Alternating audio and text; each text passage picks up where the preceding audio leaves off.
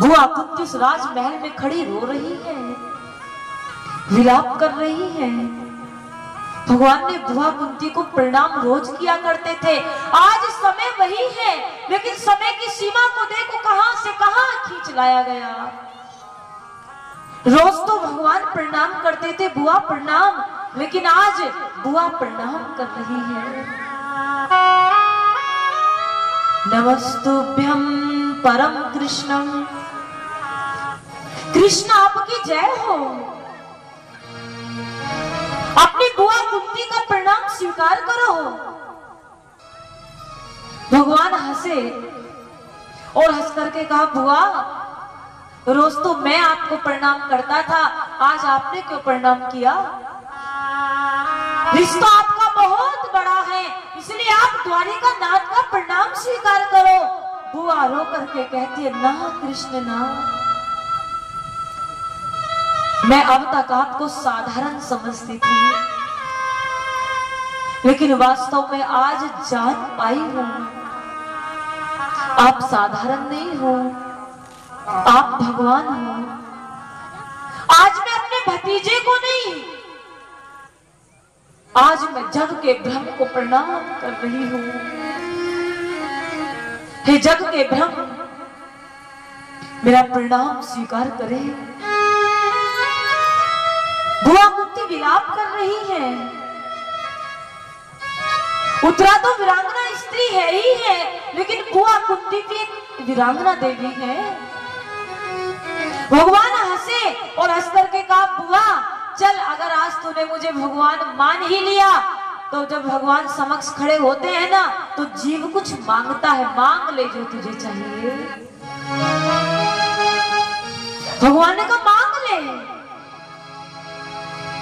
बुआ कुंती कहते, कुछ देना चाहते हो? आंचल फैला लिया और क्या मांगा? दुखम परम वर्धकम, हे नाथ नारायण वासुदेव, जिह्वापि विश्वामृत में देव, गोविंद दामोदरम माधवेति। जाते जाते इतना दुख दे जाओ, इतना दुख दे जाओ कि मैं आपको कभी भूल ना पाऊं। प्रभु मैंने सुना है जीव सुख में आपको भूल जाता है, लेकिन दुख में कभी आपको भूलता नहीं है। वो बुआ कुंती कहती है, मैं आपको भूलना भी नहीं चाहती। हे गोविंद, मैं आपको बिसराना भी नहीं चाहती और मैं आपको यहां से भेजना भी नहीं चाहती। मांगा है मैंने शाम से वरदान एक ही, तेरी कृपा बनी रहे जब तक है प्राण भी, जब तक है प्राण भी। बाहें छुड़ात जात हो निर्मल जान के मोहे, हृदय से तब जाओगे सफल बांधूंगी तोहे। प्रभु आप बाहें छुड़ा करके तो चल दिए, लेकिन मैं तो आपको तब मानूं अगर आप कुंती के हृदय से निकल करके जाओ। बड़ा सुंदर दृष्टांत भागवत जी के पावन स्कंध में वर्णन है। कुंती भगवान की वंदना कर रही है। इन्होंने अपने जीवन में कभी सुख नहीं देखा, हमेशा कुंती का जो चरित्र था वो दुख से भरा था। लेकिन जब आज इनके जीवन में सुख आया और जब भगवान ने कहा मांगो क्या चाहिए, तो कुंती कहते सुख को ले जाओ, मुझे दुख दे जाओ। क्यों? क्योंकि पहली बार मेरे जीवन में सुख आया है और प्रभु आप मुझे छोड़ करके चल दिए। मुझे ये सुख प्रिय नहीं है जिसमें आप हमें छोड़ करके चले जाओ। अब तक जितने भी दुख आए उसमें हर पल आप हमारे साथ रहे, इसलिए मैं वही दुख चाहती हूँ, कम से कम आपका दर्शन तो होता जाए। बुआ कुंती बार बार प्रार्थना करती है, बार बार दुख मांगती है। कोई शब्द नहीं है जिन शब्दों में वो कृष्ण को गा सके, वो कृष्ण को पहचान सके। बस भगवान को निहार रही है, रो रही है।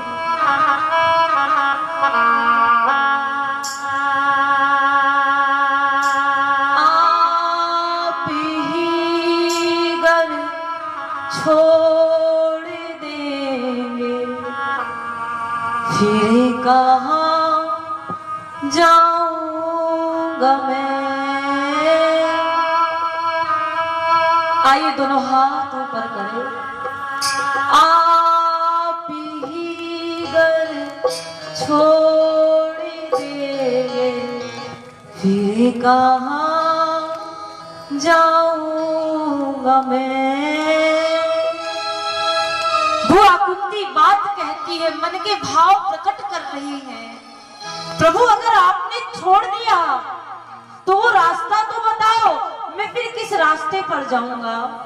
ऐसा कोई रास्ता नहीं है, केवल आपका साथ है। भगवान ने बुआ कुंती को अपने हृदय कुंज से लगा लिया, और जब हृदय से लगाया भगवान रथ की ओर बढ़ने लगे। और जिस समय रथ की ओर भगवान बढ़े, वो बुआ पीछे पीछे दौड़ने लगी। आइए कुछ भाव हैं जो कुंती स्तुति से भागवत में व्याख्यित है। आइए उन भाव से हम भी कृष्ण को मनाएं, वो प्रार्थना करें, प्रभु हम भी अज्ञानी हैं, हम भी आपकी कृपा की छांव में बैठे हैं। आज नहीं कल, कल नहीं परसों, कभी तो आपकी कृपा इस दास पर होगी। हम अपना कर्म करे जा रहे हैं, हम आपको याद किए जा रहे हैं। अब आप याद करो ना करो वो आपकी मर्जी। आइए बुआ कुंती कुछ भाव प्रकट कर रही है। कृष्ण है, कृष्ण है, कृष्ण है, कृष्ण है, कृष्ण है, कृष्ण है,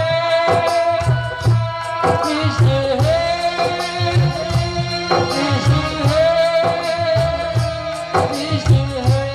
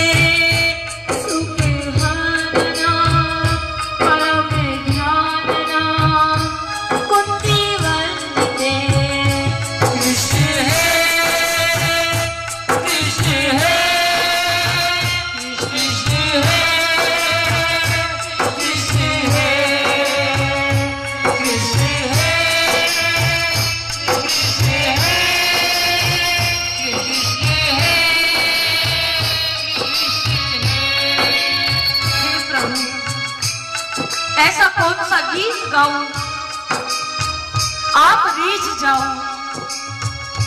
हे प्रभु ऐसी कौन सी तान सुनाओ आप लौट आओ। हे कोई रास्ता तो बता करके जाओ। ये आपकी परम दासी का आपकी बुआ जो आज तक अनजान थी, आपको कभी समझ ही नहीं पाई कर रहे हैं। लौट आओ कृष्ण, लौट आओ। कहाँ ढूंढेंगे आपको, कुंजन कुंजन आपको खोजेंगे। लेकिन आपने तो सुना है माँ यशोदा आज भी खोज रही है। ऐसी कौन सी गली होगी जिसमें मैं कृष्ण कृष्ण गाऊं और आप मिल जाओ। मत जाओ द्वारिका नाथ, लौट आओ, लौट आओ गोविंद, लौट आओ। कृष्ण है, कृष्ण है, कृष्ण है, कृष्ण है, कृष्ण है, कृष्ण है, कृष्ण है, कृष्ण है, कृष्ण है।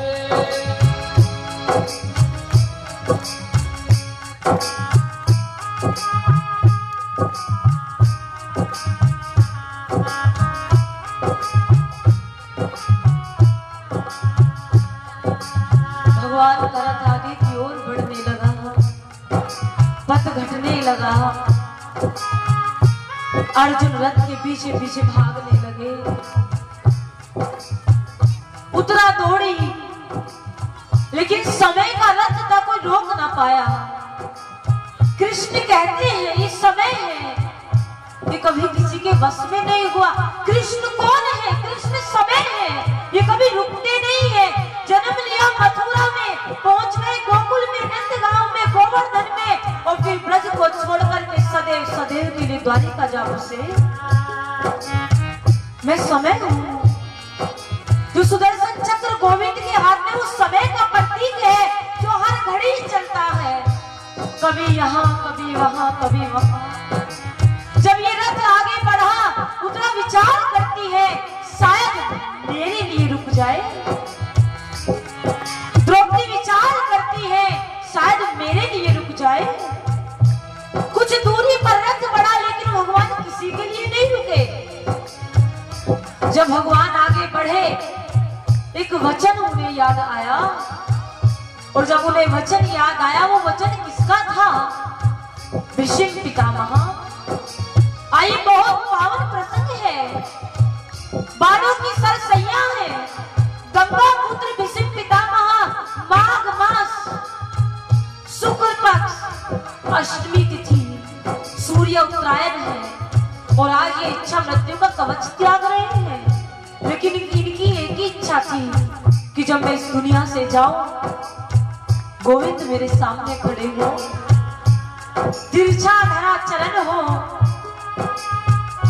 मंद मंद मुस्कान हो, टेढ़ा मुकुट हो, चेहरे पर मुस्कान हो, खिलखिलाता हुआ वो स्वरूप हो, टेढ़ी लकूटी हो, टेढ़ी भ्रकुटी हो, ऐसे स्वरूप का दर्शन करो। आइए, ये रथ पितामह की ओर बढ़ रहा है। पितामह के पास पांचों पांडवों को लेकर के भगवान पहुंचे। जिस समय भगवान गए, पितामह ने प्रणाम कर दिया। आ गए बनवारी, बस मैं तो इसी क्षण में था, और मुझे विश्वास भी था कि आप आओगे।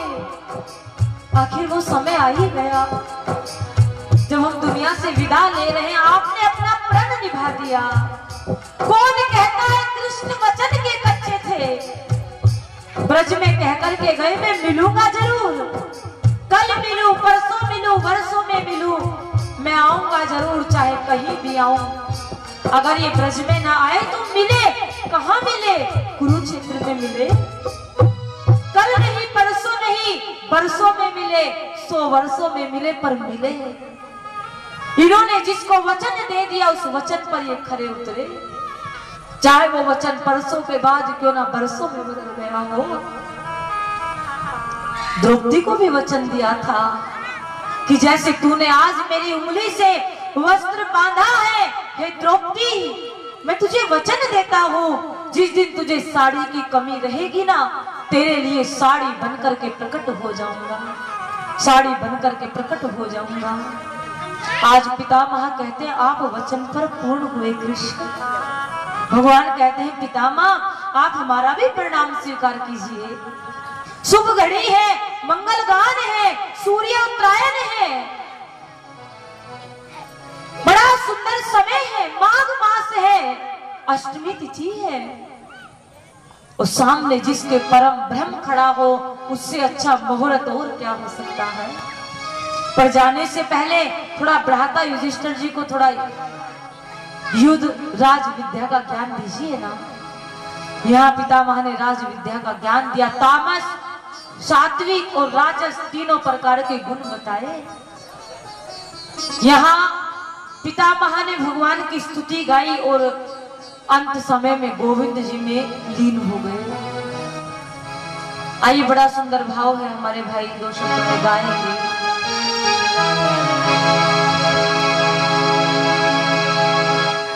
सुख भी मुझे प्यारे हैं,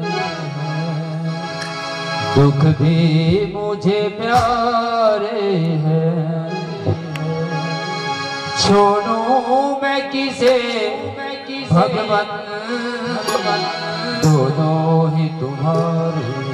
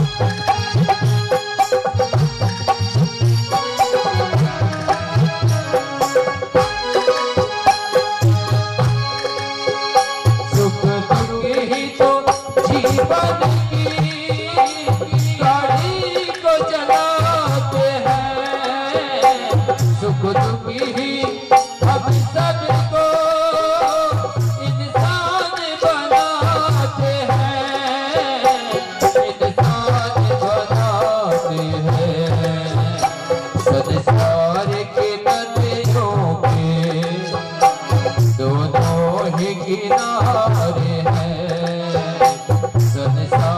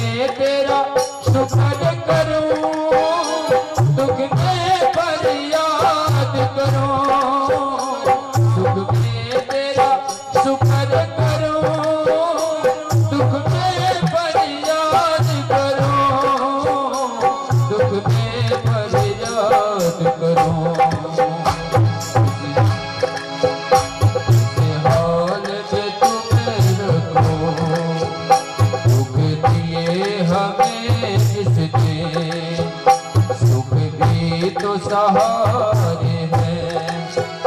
दुख दिए हमें जिसने, दुख भी तो दुख दिए हमें जिसने, सुख भी तो सहारे हैं। मैं छोड़ूं किसे, छोड़ूं मैं किसे, भगवान दोनों ही तुम्हारे हैं, दोनों ही तुम्हारे हैं। दुख भी मुझे प्यारे हैं, दुख भी मुझे प्यारे हैं।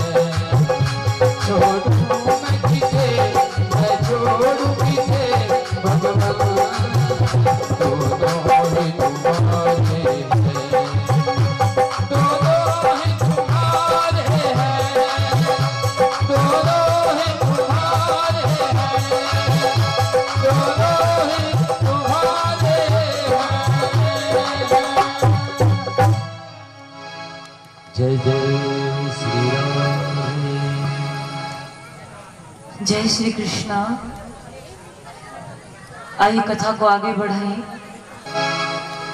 सुख दुख की महिमा बुआ कुंती को भगवान बताते हैं। पितामह पर कृपा की, द्वारिका की ओर जाने लगे। अर्जुन से रहा ना गया, अर्जुन ने गिरिवर के चरण पकड़ लिए। प्रभु आप जहां जाओ मुझे साथ लेकर के जाओ। अर्जुन भी भगवान के साथ द्वारिका गए। समय बीता, उत्तरा का जो गर्भ था आज उसके जन्म होने का समय आया और 9 महीने बाद पांडवों का जो कुल था वो भगवान की कृपा से आगे बढ़ा। पुत्र ने जन्म लिया। हस्तिनापुर में बड़ी बधाइयां गाई गई। भ्राता युधिष्ठिर जी ने पत्र लिखा और भगवान कृष्ण को पत्र लिखा, नमस्तुभ्यं द्वारिकानाथम। भगवान आपको नमस्कार है, आपकी कृपा से आज हमारा वंश आगे बढ़ा है, थोड़ा अनुज को बोल देना, अर्जुन को कह देना। भगवान ने आवाज लगाई, पार्थ पार्थ देखो निमंत्रण आया है, पत्र आया है हस्तिनापुर से। क्या हुआ मधुसूदन, नगरी में सब कुशल मंगल तो है ना? हाँ हाँ सब अच्छा है। आप पितामह बन गए, आपके पोता हुआ है। अर्जुन बड़े आनंद मंगल हुए, भगवान को प्रणाम किया। अब भगवान ने आज्ञा दी कि जाओ अब हस्तिनापुर चले जाओ, थोड़ा वहां बधाई है, मंगल है, परिवार में इतनी खुशी है तो आपको जाना चाहिए।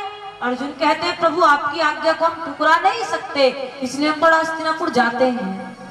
जब अर्जुन द्वारिका से हस्तिनापुर की ओर बढ़े तो यक्षों का घाट आया, भीलों का घाट आया। भीलों ने अर्जुन को चारों ओर से घेर लिया। जब अर्जुन को चारों, गांडीवधारी अर्जुन है,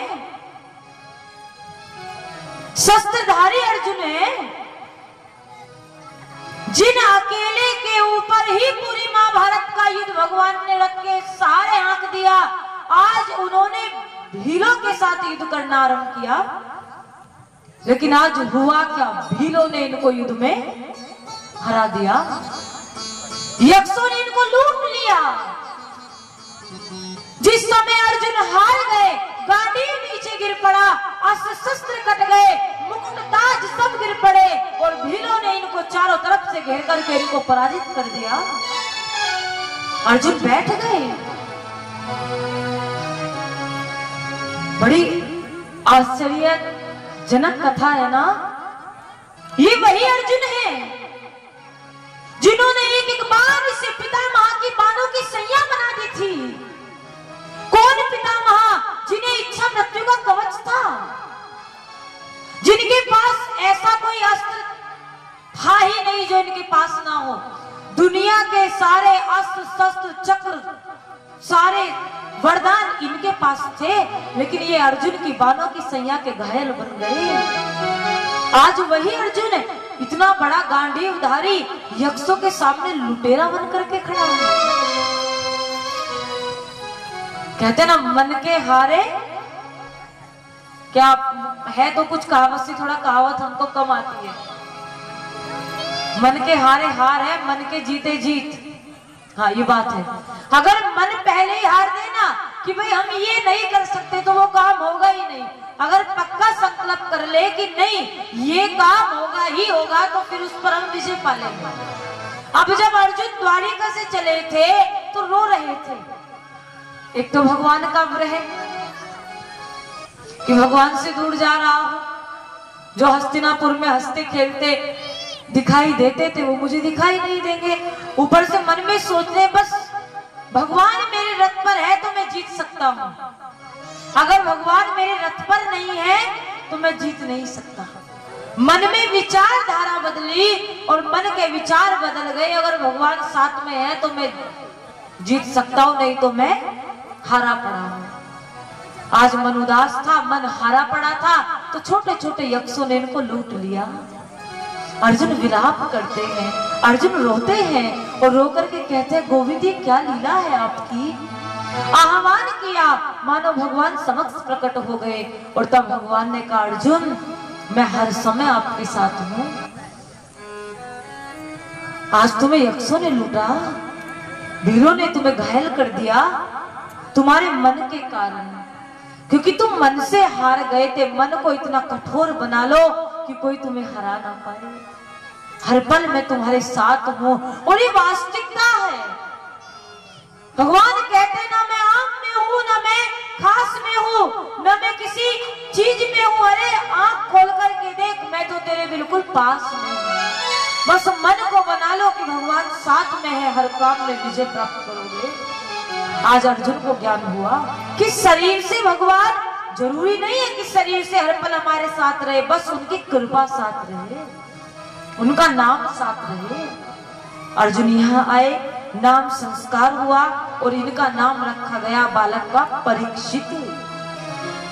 ते जन्म जातन में मृत्योर पार जने परीक्षितः परीक्षिते प्राणेति वल्लभम् उत्तरानंदन मुद्रायन में परमे गर्भे कालितमे मृत्योर्पणं जना परीक्षिता भागवतम।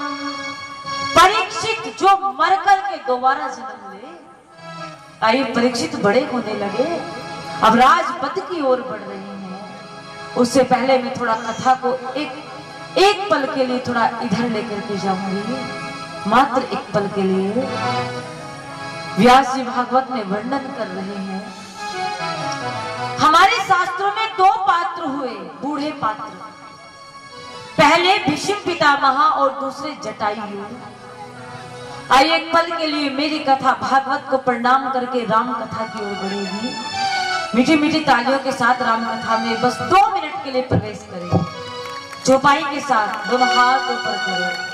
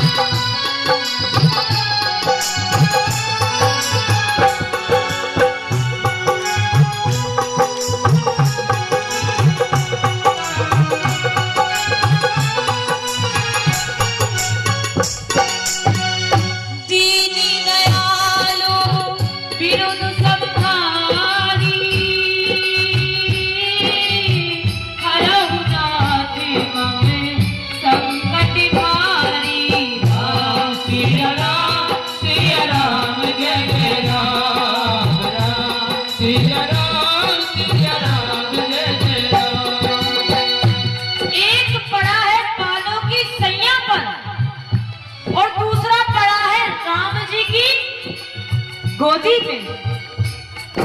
प्रसंग तो बड़ा छोटा है, लेकिन हमारे मन को राम में करने वाला प्रसंग है। राम में, कृष्ण में। ये भी बूढ़े हैं, वो भी बूढ़े हैं, मात्र एक ही भेद है। क्या भेद? भीष्म पितामह जिनके पास नाम था, जिनके पास शस्त्र थे, जिनके पास अस्त्र थे, और जिनके पास इच्छा मृत्यु का कवच था, लेकिन जब इनके कुल की स्त्री द्रुत क्रीड़ा में चिल्ला रही थी, इन्होंने अस्त्र न उठाया, शस्त्र न उठाया, और ये देखते रह गए। और दूसरी तरफ जटायु जी तस्वीर से उनके लिए जोरदार ताली से। स्त्री का अपमान, जटायु जो राम जी की गोदी पर है, गोदी में है, केवल एक कदम जानकी जी की रक्षा। इसलिए मैं प्रार्थना करूंगी, अपने जीवन में कभी किसी स्त्री का अपमान भी मत करना, कभी भी नहीं। आइए 2 पल के लिए भगवान नारायण का नाम जाप करें। श्रीमन नारायण नारायण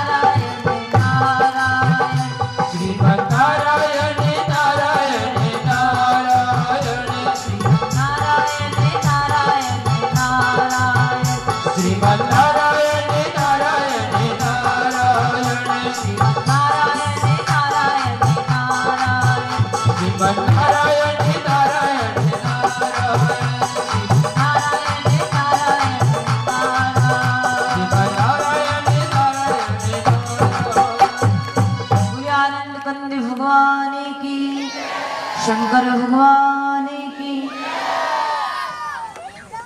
आइए अब शुक्र ताल की ओर हम बढ़ेंगे कथा को लेकर के। उससे पूर्व हमारे मध्य अनेकों भक्त बाहर से आए हैं। संदन गांव से काफी संख्या में भक्त यहाँ उपस्थित हैं। एक बार पूरे संदन गांव के लिए मेरा प्रेम भरा जय श्री राधे, जय श्री कृष्ण। यहाँ की तो बात ही निराली है, क्योंकि यहाँ का जो कथा का प्रेम है वो कई वर्षों से जुड़ा है। बहुत भक्तों की इच्छा थी कि गांव में कथा हो, कथा हो। और आज ये पंडाल आपकी उपस्थिति बता सकता है कि कितना रस, कितनी उमंग आपके अंदर है। हमारी माताएं, हमारे भाई, हमारे पिता। तो एक बार मैं पुनः ये जो यहाँ प्यारी प्यारी गोपिकाएं बैठी हैं, मैं सभी जो भी हमारी माताएं हैं, मेरी कुछ दादी के समान है, कुछ माँ के समान है, उन सबको मैं बहुत बहुत प्रणाम करती हूँ, नमन करती हूँ। आप ऐसे गोपी रूप में रोज भगवान से जुड़े रहिए, चाहे किसी भी साधन से जुड़े रहिए। हमारे जो पिता, भाई, बंधु और एक बार हमारे जो कार्यकर्ता है संदन गांव के, हम तो यहाँ आते हैं कथा बोल करके चले जाते हैं। आप आते हो, बैठ जाते हो, सुन करके चले जाते हो। लेकिन कुछ जो यहाँ मेरे भाई हैं, जो यहाँ सेवा में लगे हुए हैं, आपकी सारी व्यवस्था करना, बैठाने की, बारिश पड़ जाए एकदम से सारी व्यवस्था संभालना। वैसे तो अभी इंद्र जी ने कृपा कर रखी है, लेकिन पता कुछ नहीं है उनका, क्योंकि जब कथा होती है वो कथा में आते जरूर है, पता नहीं कब बरस जाए। तो घबराना नहीं है, हमें सिर्फ कथा करनी है और कथा सुननी है। देवी देवता तो कथा में आते ही हैं। कोई इंद्र बरसात के साथ आता है, पवन देव वायु के साथ आते हैं, सूर्य देव आते हैं, चंद्र प्रकाश डालते हैं, 33 कोटि देवी देवता लालायित रहते हैं। तो इस प्रकार कथा तो सभी सुनने आते हैं, हनुमान जी आते हैं। तो हम केवल कथा सुनने के लिए बस बैठ जाए, ना बारिश की चिंता हो ना किसी चीज की चिंता हो। तो एक बार हमारे जितने भी कार्य करता है, हमारे जो बंधु भाई है, एक बार उनके लिए जोरदार तालियों से अभिवादन करें, जिनका बड़ा सहयोग है, बड़ा सहयोग कथा के लिए। हमारे अटोरा गांव से भक्त आए हैं। कौन कौन है अटोरा वाले? जरा थोड़ा हाथ ऊपर करके अपनी उपस्थिति बताएंगे। देखिए आज अटोरा से कितने भक्त हैं, और देवियां भी हैं अटोरा वाली। एक बार इनके लिए बहुत बहुत बहुत बहुत अभिवादन करें। अटोरा वासियों को यहीं से मेरा राधे राधे, जय श्री कृष्णा। आप खुद भी आइए और अटोरा के जो भी भक्त हैं आप उनको भी मेरी ओर से निमंत्रण देना, क्योंकि जब अटोरा में कथा हुई तो साधन वाले रोज जाते थे ट्रैक्टर ट्रॉली के द्वारा। कल यहाँ ट्रैक्टर ट्रॉली नजर आई खड़ी हुई, भर भर करके लाओ, जबरदस्ती बिठा करके ले आओ कि चलो कथा में चलना है, बस सुनने जाओ।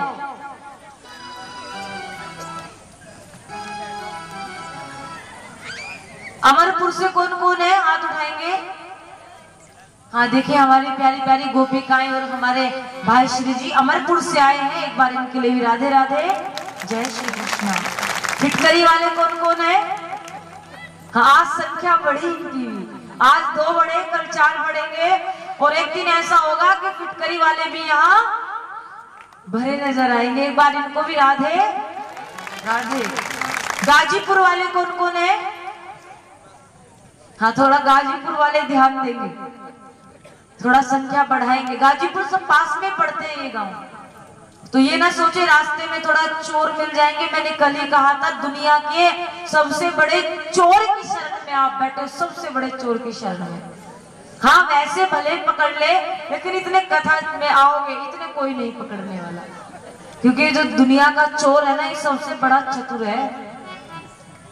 तो इसलिए आप भाव से आइए, प्रेम से आइए, और भी अगर कोई भक्त यहाँ आए हैं उनको भी मेरा राधे राधे, उनका बहुत बहुत स्वागत मेरी व्यासपीठ की ओर से। थोड़ा मैं एक चीज के लिए आपको और बोलूंगी, जो भक्त हैं छोटे बच्चे वे मास्क लगा करके आया करें। थोड़ा जो माताएं हैं अपने बच्चों के, और खुद भी कोशिश करें, इसमें शर्माने की कोई बात नहीं है। थोड़ा अभी अपनी सुरक्षा हमें करनी है, थोड़ा आप मिलकर के बैठते हो तो कल कोशिश करेंगे या तो कोई दुपट्टा हो या फिर कोई मास्क हो, जरूर लगा करके आएंगे। इसमें शर्माना नहीं है आपको कि भाई क्या कहेंगे कि देखो मास्क लगा करके नहीं। थोड़ा क्योंकि भीड़ में आप बैठे हो, थोड़ा डेंगू वायरल भी चल रहा है। मैं तो परमात्मा से यही प्रार्थना करूंगी, प्रभु बस सब स्वस्थ रहे, सब मंगल रहे, सब खुशी पूर्वक रहे। तो मैं थोड़ा कल के लिए रोज आपको मास्क लगा करके, और छोटे छोटे बच्चे तो सभी लगा करके आएंगे। ये इस बात पर थोड़ी सी आप गौर करके कल आइएगा। आइए कथा को आगे बढ़ाइए। जय राम श्री राम जय जय राम, जय राम श्री राम जय जय राम। कृष्णाय वासुदेवाय हरिये परमात्मने प्रणति क्लेश नाशाय गोविंदाय नमो नमः। श्री सूत जी ऋषि ने निशारण्य में सोनगादिक आदि ऋषियों को कथा को आगे बढ़ाते हुए बताते हैं, हे 88,000 संत मुनियों, परीक्षित जी युवा हुए, पांचों पांडव राज तिलक को छोड़कर के बद्रिकानाथ की ओर यात्रा के लिए निकल पड़े, और राजपद हस्तिनापुर का परीक्षित को दे दिया। कलयुग में परीक्षित जैसे राजा नहीं हुए। जब इन्हें राजपद मिला ये बड़े न्याय से राज्य करने लगे। समय बीता, काल के अनुरूप, प्रकृति के अनुरूप समय आया, और ये एक बार वनों की ओर निकले कि कहीं मेरे जीव जंतु दुखी तो नहीं है। रास्ते में इन्होंने अद्भुत दर्शन देखा, और इन्होंने दर्शन में क्या देखा? एक गाय विलाप करती हुई आ रही है। गावो विश्वस्य मात्रः सर्वलोकस्य जननिनम् परमे धर्मे जननी सुता परम वर्धे परीक्षितम्। बहुत गूढ़ भाव है। परीक्षित के राज्य काल में गाय रो रही है। गाय का रोना शुभ संकेत नहीं है। अभी द्वापर चल रहा है, कलयुग नहीं आया। अब कलयुग का आगमन हो रहा है। 4 युग है, सतयुग, त्रेता युग, द्वापर युग और कलयुग। सतयुग में जो एक व्यक्ति था उसकी आयु होती थी 1 लाख वर्ष की, क्योंकि जो धर्म है वो 4 पैरों पर था। आया त्रेता युग। त्रेता युग में धर्म घटा, आयु भी घटी। आयु रह गई 10,000 वर्ष की, धर्म 3 पैर पर रह गया। आया द्वापर युग। द्वापर में धर्म 2 पैर पर रह गया, आयु भी घट गई, और द्वापर में आयु रह गई 1000 वर्ष की। अब आ रहा है कलयुग। गाय ने रोकर के बता दिया, मैं पृथ्वी हूं, मैं मां हूं। कलयुग आ गया है, और जब कलयुग आ गया है तो मैं किसी संत को खोज रही हूं। 2 कदम आगे बढ़े तो एक बैल था जिसके 3 पैर कटे हुए थे, और वो 1 पैर पर लड़खड़ा करके चल रहा था। ये बैल कौन है? ये धर्म है। धर्म किम शरणं गतम् धर्मे रक्षितः रक्षित है। सतयुग में इस धर्म के 4 पैर थे, इसलिए व्यक्ति 1 लाख वर्ष जीता था।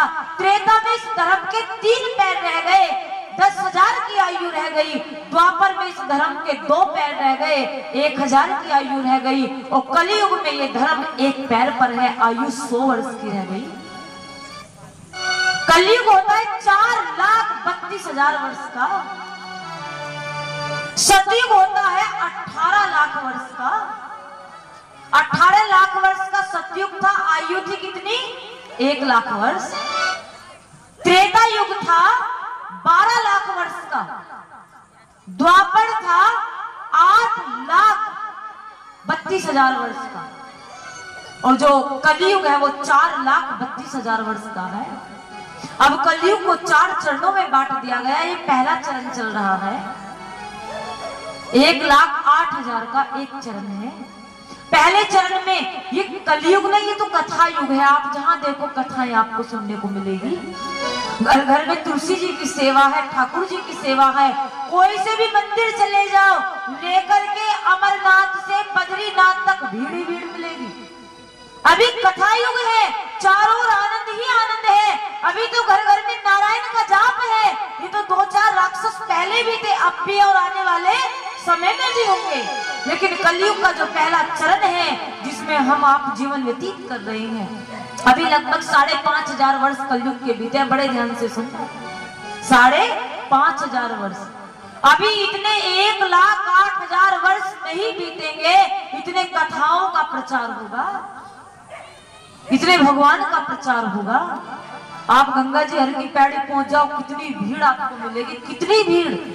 कोई से भी मंदिर चले जाओ, वो वृंदावन में तो ठाकुर बांके बिहारी जी के मंदिर में पैर रखने की जगह नहीं है। तो अभी पहले चरण में धर्म है, अधर्म कम है। जब दूसरा चरण आएगा तो धर्म घटेगा, अधर्म बढ़ेगा। और जब अधर्म बढ़ेगा 100 साल में आयु भी घट जाएगी, और 100 से कम घट करके आयु रह जाएगी 50 साल। फिर तीसरा चरण होगा, उसमें और धर्म घटेगा, अधर्म बहुत बढ़ेगा। उस समय आयु रह जाएगी 25 साल। और जब कलयुग का चौथा चरण आएगा, उस समय अधर्म ही अधर्म होगा, धर्म कभी मिटता नहीं है। उस समय धर्म होगा अंगुष्ठ समान, अंगूठा। अब कितना है? 1 पैर पर है। लेकिन जब कलयुग का हो जाएगा, आने को होगा चौथे चरण में अंगूठे के समान होगा। उस समय भारत देश देश में एक भी गाय नहीं होगी। उस समय भारत देश में बेटियां भी नहीं होगी। थोड़ा विचार करो, कल्पना करो, वो भारत देश उस समय कैसा होगा जहाँ बेटी नहीं होगी, जहाँ गाय नहीं होगी। थोड़ा मन को एक पल के लिए विचार में डुबो दो। जब गो हत्या और भ्रूण हत्या इस समय अब इतनी बढ़ रही है, तो उस समय क्या स्थिति होगी? उस समय ना गाय होगी ना बेटी होगी। उस समय आयु रह जाएगी 12.5 वर्ष की। 12.5 वर्ष व्यक्ति जिएगा और उस समय भगवान नारायण का अवतार होगा, कल की अवतार। जो भगवान नारायण हर युग में अवतार लेते हैं, कभी राम बनते हैं, कभी कृष्ण बनते हैं। ऐसे कलयुग मिलेंगे शंबल नामक ग्राम में, मुरादाबाद जिले में कल की अवतार। तो ये आज कलयुग है। और बाबा तुलसीदास जी ने भी लिख दिया था रामचरितमानस में। उठाइए दोनों हाथ और गाइए।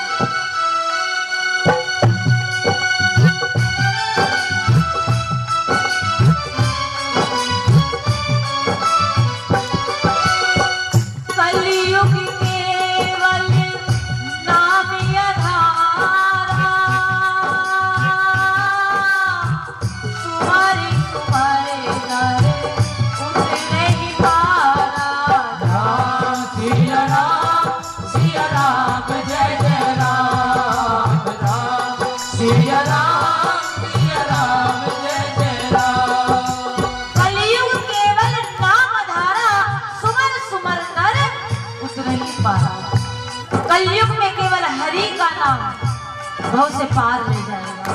आज वही कलयुग कहाँ है? इसी क्षेत्र में है। परीक्षित इसी क्षेत्र के राजापति थे, इसी क्षेत्र में भ्रमण कर रहे थे। इसी क्षेत्र में कलयुग मिला। काला रंग था, विकराल रूप था, हाथ में एक डंडा था, आगे गाय थी, पीछे बैल था और उसके पीछे कलयुग था।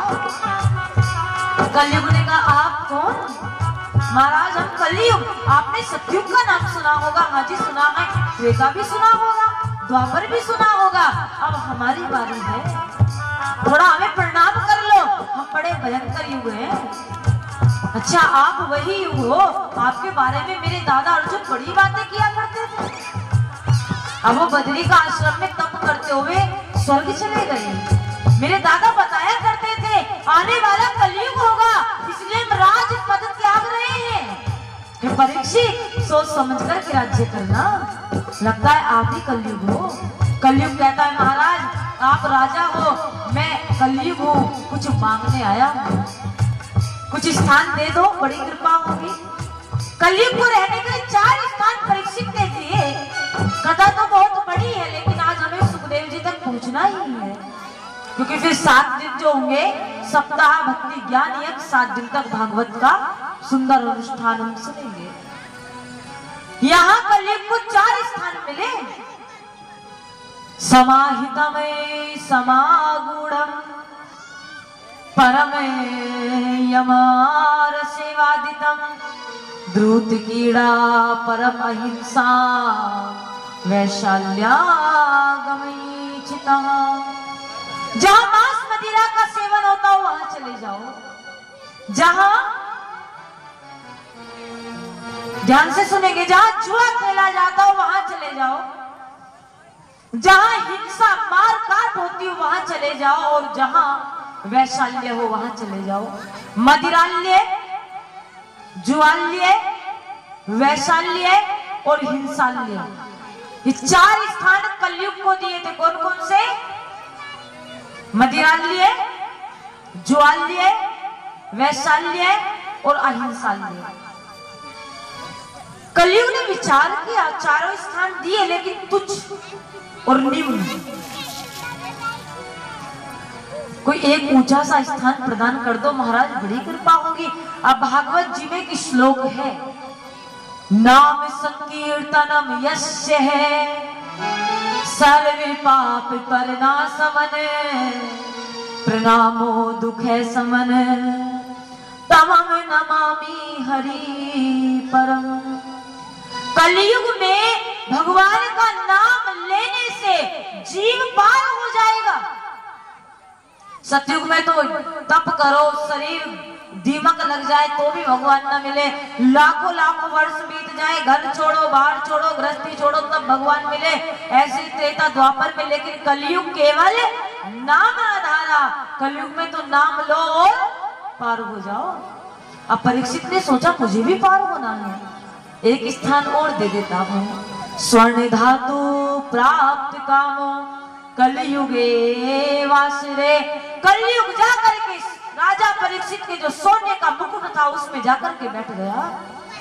परीक्षित ने कहा जाओ और कनक सोने की धातु में जाकर के वास करो। आज ये जो सोने का मुकुट है ये अधर्म का मुकुट है। आप श्रीमद् भगवत गीता अगर पढ़ोगे, जो भगवत गीता का 10वां अध्याय है, जिसमें भगवान अर्जुन को अपनी विभूति बताते हैं। वृक्षाणाम आश्वक्तम परम देव ऋषि नारद चहे, परम धातुर्च स्वर्णनम परम रूपितमाम। अर्जुन में वृक्षों में पीपल हूँ, महीनों में मार्गशीर्ष हूँ, ऋतु में बसंत हूँ, राक्षसों में प्रहलाद हूँ और धातु में सोने के रूप में मुझे पूजना चाहिए।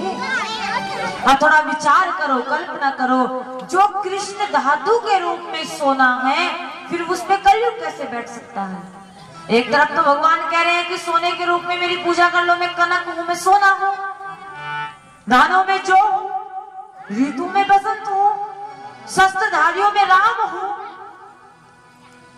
चक्रधारियों में कृष्ण हूं, नदियों में गंगा हूं, वेदों में शाम वेद हूं। ये भगवान की विभूतियां हैं। कभी मैं प्रार्थना करूंगी आपको कभी समय मिले, अब श्राद्ध पक्ष आरंभ होगा, अगर आप पूरी भगवत गीता नहीं पढ़ सकते, 16 वो क्षमा कीजिए 18 अध्याय, आप 10वां अध्याय पढ़ा करो, जिसमें भगवान की विभूतियां हैं। आपको पता चलेगा भगवान की क्या क्या स्वरूप है और इससे आप भगवान के प्रति आकर्षित होगे। आपका मन कृष्ण में लगेगा, राम में लगेगा। तो आज कलयुग जाकर के सोने में बैठा। अब सोना भी कैसा है? भगवान ने कहा है जो धर्म का सोना है उसमें नारायण विराजते हैं और जो अधर्म का सोना है उसमें कलयुग विराजता है। ये जो सोना है ये कंस के ससुर का मुकुट था, जरासंध जो मगध देश का राजा था और भीम ने इनका वध कर दिया था। जब भीम ने इनको मारा था तो इनका मुकुट ले आए। पहले राजाओं का नियम होता था, अगर वो किसी का वध कर देते थे तो उनका मुकुट ले आते थे। हजारों लाखों मुकुट हस्तिनापुर में थे। आज गलती से हस्तिनापुर नरेश परीक्षित ने जरासंध का मुकुट पहन लिया और इसी मुकुट में आकर के कलयुग में बैठ गया।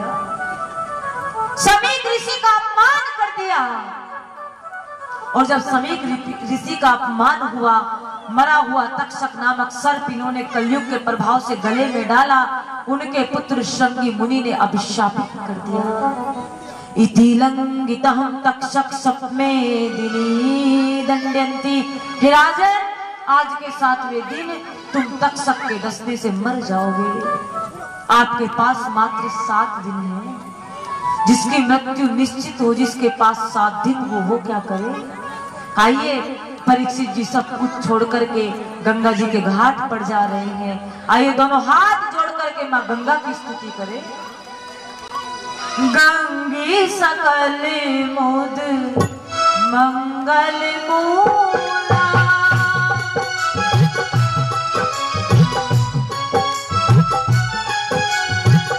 गंगे सकल मुद मंगल मूला,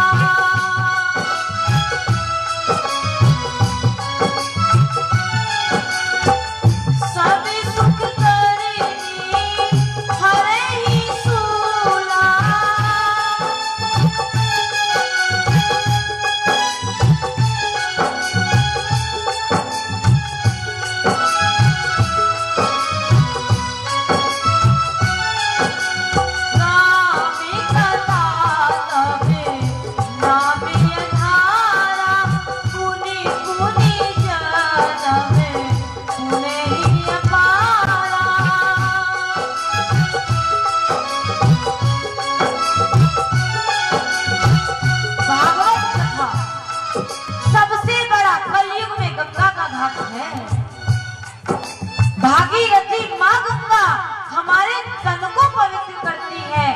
पापों को काटती है, लेकिन ये वाली माँ गंगा हमारे मन को पवित्र कर देती है, मन को शुद्ध कर देती है।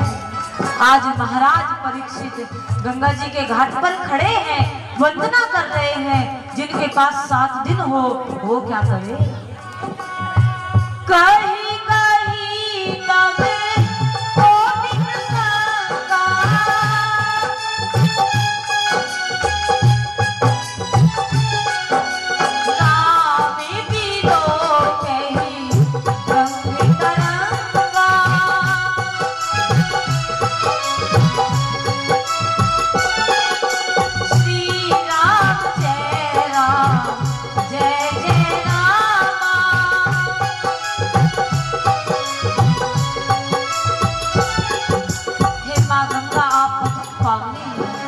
हम आपको प्रणाम करते हैं। कहां से प्रकट हुई आप? नारायण के चरणों से प्रकट हुई। चरणों से निकली है गंगा प्यारी,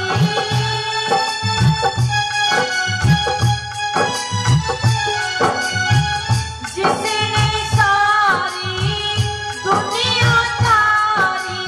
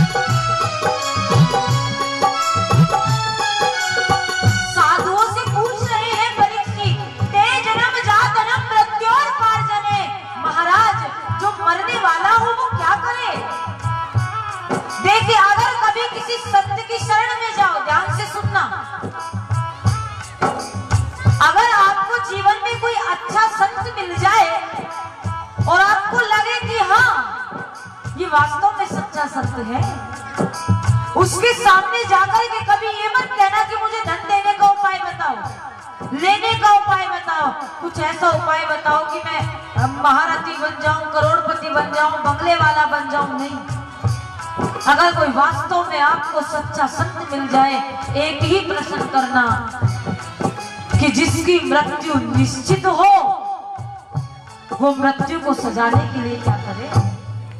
अच्छा, इतने भक्त यहाँ बैठे हैं और आप संतों के पास भी जाते हो, वृंदावन जाते हो, अयोध्या जाते हो, हरिद्वार जाते हो, कहीं ना कहीं आपको संत मिल ही जाते हैं। क्या आपने कभी संत से ये प्रश्न किया? नहीं किया। क्या मांगते हो जाकर के? महाराज जी कोई ऐसा उपाय बता दो। उपाय तो क्या, कोई ऐसी बभूति दे दो कि पड़ोसी पर छिड़क दो और बस सारा पड़ोसी का धन माल मेरे घर आ जाए, है ना। और फिर महाराज जी भी लीला करते हैं, महाराज जी भी एक पुड़िया से खोलते हैं और कहते हैं ले भैया ले जा, जाकर के छिड़क देना और देख तुझे कोई देख ना ले। कहते हैं ना जैसे शिष्य वैसे गुरुजी बन जाते हैं। एक ही प्रार्थना मैं आपसे करूंगी, अगर कभी किसी साधु और संत की ये तो आपको मिल जाएगा, धन भी मिलेगा, दौलत भी मिलेगी, मकान भी मिलेगा, रोटी भी मिलेगी, वस्त्र भी, ये तो सब स्वाभाविक है। जिसका जन्म होगा ये तो मिलेगा, किसी को कम किसी को ज्यादा, ये तो मिलना है, इनकी चिंता मत करो। भूखा कोई नहीं सोएगा, भूखा कोई नहीं सोएगा, भूखा नहीं सोने देता वो किसी को, वो सबका पेट भरता है। और वृंदावन का डाल डाल उसके होने का पता देता है। और वृंदावन वालों को किसी नशे की जरूरत नहीं, क्योंकि वहां तो यमुना का जल भी नशा ही देता है, वहां किसी नशे की आवश्यकता नहीं है। ये तो मिलेगा, वो किसी को भूखा नहीं सोने देता। तो कभी किसी अच्छे संत की शरण में जाओ तो क्या पूछो, देखिए ध्यान से सुनना, एक ही प्रश्न करना कि जो मरने वाला हो, मरेंगे सभी, बात तो सबको पता है, और जिसकी मृत्यु निश्चित हो, साल में, 10 साल में, 20 साल में, 50 साल में, 100 साल में, कभी भी जिसकी मृत्यु निश्चित हो, महाराज उसे क्या करना चाहिए? कभी इस तरह का प्रश्न किया करना। परीक्षित ने आज यही प्रश्न किया, किसके समक्ष? आइए व्यास नंदन परम योगी श्री युवा सुखदेव जी महाराज सुक्करताल में पधार रहे हैं, विराजित हो रहे हैं, जिनकी योगी जन वल्लभाय की कीर्ति को बखाया नहीं जा सकता। संत तो बहुत हुए, वाचक भी बहुत हुए, लेकिन सुखदेव जी जैसा आज तक कोई वाचक ना हुआ, और परीक्षित जैसा कोई श्रोता भी नहीं हुआ। नमो नमो श्री सुखदेव जी महाराज, नमो नमो। सुखदेव जी कौन है जिन्होंने परीक्षित को 7 दिन में पावन मोक्ष दिला दिया? सुखदेव जी साधारण नहीं है, ये गोलोक के तोते थे। तोता बड़ा सुंदर होता है, और ये गोलोक में रोज भगवान की लीलाओं को देखा करते थे। और एक दिन श्याम सुंदर और राधिका रानी मधुबन में बैठे थे, ये तोता आया और राधा रानी की बाह पर बैठ गया और एक ही बात गाने लगा, श्री राधे श्री राधे। राधा रानी ने कहा, सुख आप राधे राधे नहीं, आप जय श्री कृष्णा बोलिए ना। ये तोता राधा रानी की बाह से उड़ा और ये कहां बैठ गया? कृष्ण की बाह पर बैठ गया, और ये कहने लगा, जय श्री कृष्णा जय श्री कृष्णा। बहुत देर तक की लीला चलती गई। अब सुख कहता है कि राधा रानी मैं क्या गाऊं? मैं राधा कहता हूं तो आप कहते हो कृष्ण कहिए, मैं कृष्ण कहता हूं तो कृष्ण कहते राधा कहिए, मैं करूं तो क्या करूं?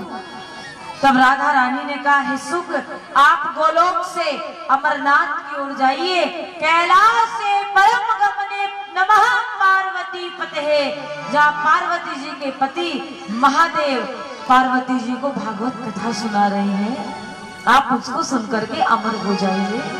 सुखदेव जी आए, पेड़ की खोखल में छिप गए और इन्होंने भगवान शिव के मुख से कथा को सुना। जब 10वां स्कंद आया, मां पार्वती कथा सुनते सुनते जड़ बन गई, मानो रास में चली गई, हुंकार भरनी बंद हो गई, और उस समय भागवत का जो रस था वो परम सीमा पर था। सुखदेव जी ने हुंकार भरनी आरंभ कर दी, और जब भागवत कथा पूर्ण हुई, पार्वती मां कहती है, मैं तो सो गई थी, मैं तो जड़ बन गई थी। स्वामी कथा का महत्व सुनाइए ना। महादेव क्रोधित हो गए, कौन था जो हुंकार दे रहा था? सुखदेव डर गए, भयभीत तोते के रूप में है, उड़े और पवन वेग से उड़ते उड़ते एक ही नाम गा रहे, हरेर नाम प्रभु रक्षा करो। हरे राम राम राम हरे हरे, हरे कृष्ण कृष्ण कृष्ण हरे हरे। उड़ते उड़ते वेद व्यास जी की पावन कुटिया आई, वहां वेटिका केस सुलझा रही थी, जपाही के लिए मुख खोला, और ये जो सुख थे तोते थे, ये मुख के द्वारा बाएं, क्षमा कीजिए दाएं उदर में जाकर के छिप गए। माँ का गर्व ऐसा था कि यहाँ महादेव भी इनका वध नहीं कर सकते थे।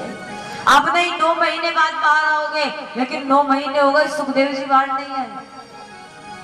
अब नहीं 12 महीने हो गए बाहर नहीं आए, वर्ष बीत गया, 2 साल बीत गए, ये बाहर नहीं आए। क्यों नहीं आए? माँ की नाभि को पकड़ रखा है और क्या गा रहे हैं? हरे कृष्णा कृष्णा कृष्णा हरे हरे, हरे राम राम राम हरे हरे। कृष्ण हरे कृष्ण सभी भाव के साथ गाएंगे। हरे हरे, हरे राम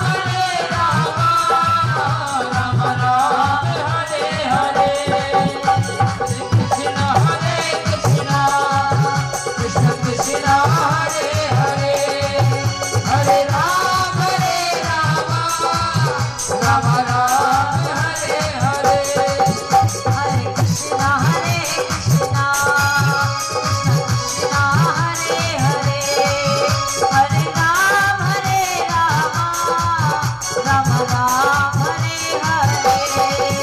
हरे कृष्णा कृष्ण कृष्ण हरे हरे, हरे राम राम राम हरे हरे। साथ मिलाते मिलकर बोलो, प्रेम से बोलो, हाथ उठा के ताली बजा के वृंदावन में बरसाना गाँव में सुखदेव बोले, कपी बोले, बाके बिहारी हमारी प्यारी सबकी प्यारी बहुत प्यारी भानु दुलारी सबकों की प्यारी हमको की प्यारी।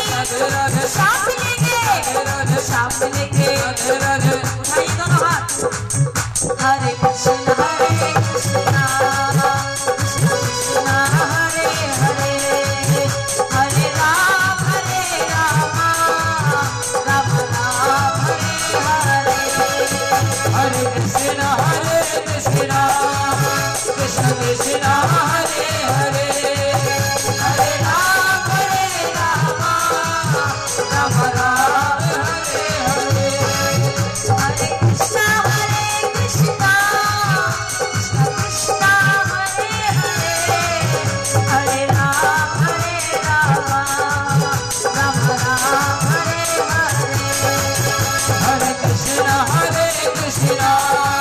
कृष्ण कृष्ण हरे हरे, हरे राम राम राम हरे हरे। सुखदेव जी महाराज की राम हरे हरे। एक वर्ष नहीं, 2 वर्ष नहीं, 12 वर्ष इसी महामंत्र को गर्भ में गया। 12 वर्ष महामंत्र है ये भागवत जी का 16 अक्षर। 12 वर्ष नाभि से जुड़े रहे और एक स्वर में गाते गए। और जब 12 वर्ष जिसने महामंत्र पर विजय प्राप्त कर ली हो, अब महाकाल उसका क्या कर सकते हैं। महाकाल प्रसन्न हुए कि अरे इतनी